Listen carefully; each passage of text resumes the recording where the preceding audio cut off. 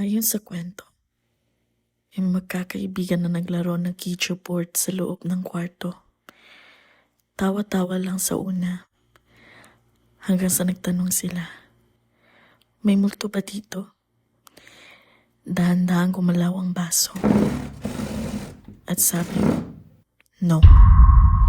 Natawa sila. Sino nag-move?